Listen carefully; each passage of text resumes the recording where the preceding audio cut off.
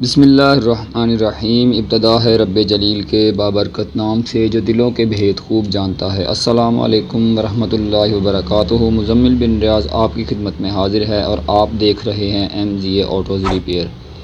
आज हम बात करेंगे मैनुअल ट्रांसमिशन वाली गाड़ियाँ जो हैं, जिसे हम मैनुअल गाड़ी कहते हैं, उन गाड़ियों में क्लच के प्रॉब्लम्स के बारे में बात करेंगे कि क्लच में जो है जब उसकी क्लच प्लेटें ख़त्म हो जाती हैं, जिसे देसी ज़ुबान में कहते हैं कि क्लच प्लेट काम छोड़ देती है, बिल्कुल घिस जाती है, तो गाड़ी में क्या सिम्टम्स होती हैं, क्या निशानियां होती हैं कि हमें पता चल जाए कि इसके क्लच का फॉल्ट है, या फिर उसमें जो है वो सस्पेक्टेड चीज़ें कौन कौन सी हो सकती हैं और उसका हल क्या है, और कौन कौन सी चीज़ रिप्लेस करवानी चाहिए और कौन सी जो है वो रहने देनी चाहिए जो कि चल सकती है। तो आइए शुरू करते हैं। तो सबसे पहले ये वाली जो है ये क्लच प्लेट जिसे कहते हैं वो है फ्रिक्शन प्लेट, इसका जो है वो टेक्निकल नेम है। तो इसका ये देख रहे हैं कि इसका लेदर बिल्कुल घिस चुका है ऊपर से और इसकी जो है वो पिन्ने बिल्कुल उनके बराबर हो चुका है। क्लच जो है वो बहुत ऊपर आके काम करता है और गाड़ी के RPM हाई होते हैं, स्पीड कम होती है, उसकी वजह ये प्लेट है। और ये देखिए इसके अंदर जो है ये लूजनेस आ चुकी है। दूसरा ये इसकी फिंगर प्लेट, इसके ऊपर काफ़ी सारा ये देखिए काट आ चुका है और उसकी फिंगर्स ये वाली जो हैं ये काफ़ी हार्ड हो जाती हैं, जिसकी वजह से जो है वो आपको गाड़ी के अंदर बैठे हुए जो है गाड़ी का क्लच पेडल काफ़ी हार्ड फील होता है कि जैसे लाइक आप किसी मेहरान गाड़ी का या किसी और गाड़ी का ऐसे क्लच प्रेस कर रहे हो। ये कोरोला गाड़ी की क्लच प्लेट हमने जो है वो रिप्लेस कर रहे थे, तो इसलिए आपके लिए ये जो है वो हमने वीडियो बनाई है। तो जब भी जो आप क्लच प्लेट का काम करवाएं तो उसमें एक तो है ये वाली जो क्लच प्लेट आपको नज़र आ रही है, इसको ज़रूर रिप्लेस करवाया करें। वैसे हम इसको ओवरऑल जो है वो पूरा क्लच सेट कहते हैं। एक क्लच प्लेट जो है ये वाली ये रिप्लेस करवाया करें। उसके बाद जो है इसके साथ जो है वो इसकी फिंगर प्लेट जो होती है, प्रेशर प्लेट भी इसे कहते हैं, ये प्रेशर प्लेट जो है इसको भी रिप्लेस करना चाहिए।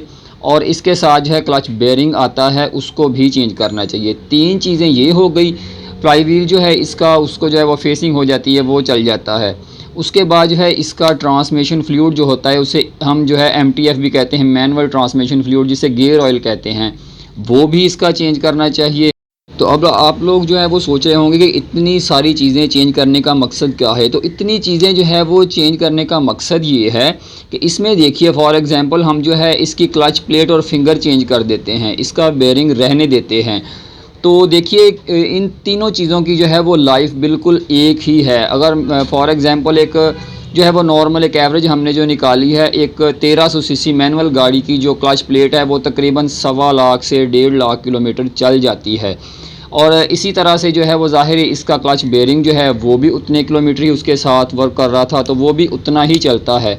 तो अगर आप मिसाल के तौर पर क्लच और प्रेशर प्लेट ये दो चीज़ें चेंज करवा देते हैं और बेयरिंग रहने देते हैं, तो देखिए क्लच प्लेट जो है आपने नई डलवाई थी, बेयरिंग जो है वो आपने पुराना ही डलवा लिया। अब जो है वो 10-20 हज़ार किलोमीटर चलने के बाद जो है अगर मिसाल के तौर पर बेयरिंग टूट गया या आवाज़ कर जाता है, तो उस सिर्फ एक 1500-2000 रुपये का बेयरिंग चेंज करने के लिए आपको फिर नए सिरे से जो है वो आपको लेबर देना पड़ेगी। गाड़ी जो है वो पूरे दिन के लिए या 5-6 घंटे के लिए गाड़ी भी खड़ी होगी और गाड़ी जो है वो दोबारा से जो है वो डिसअपेयर भी होगी। तो इसमें जो है वो नुकसान ही है। इसलिए इसकी तीनों चीज़ें ये चेंज करें, क्लच प्लेट, प्रेशर प्लेट और क्लच बेयरिंग, इन तीनों चीज़ों को चेंज करें। साथ में जो है वो इसका मैनुअल ट्रांसमिशन फ्लूइड जो है वो भी चेंज करें, क्योंकि जो है जेन्युइन कंपनी का जो ट्रांसमिशन फ्लूइड होता है वो 1 लाख 1.5 लाख किलोमीटर तक उसे कुछ भी नहीं होता, बिल्कुल कुछ भी नहीं होता। और बस जब आप इसका क्लच प्लेट और प्रेशर प्लेट चेंज करवाएं तो उसके साथ ही उसे रिप्लेस करवा दें। तो उम्मीद करते हैं आज की वीडियो आपको पसंद आई होगी। नेक्स्ट वीडियो तक के लिए इजाज़त दीजिए। अल्लाह हाफिज़।